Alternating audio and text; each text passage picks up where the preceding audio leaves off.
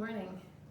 I'm going to give you a tutorial this morning on how to keep your feet off the ground, or how to work towards keeping your feet off the ground in between Navasana or boat pose repetitions. I'm going to show you a bunch of options, and I think the key is really to do it. Like, actually practice the posture. Instead of just giving in or giving up or convincing yourself that you can't do it, put in a little bit of time and effort. It doesn't have to be crazy. Sorry, my cats are fighting over there. But do a little bit every day. It gets better and better, okay?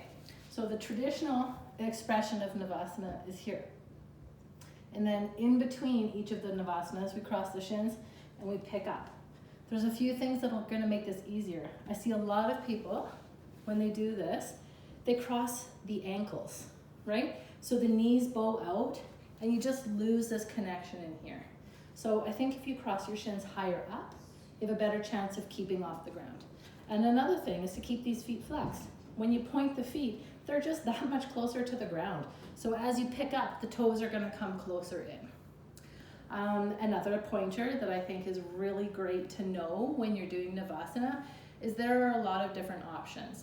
If you can't keep both feet up off the ground for now, flex, cross high on the shin, and put this foot on the ground and just keep one foot off the ground.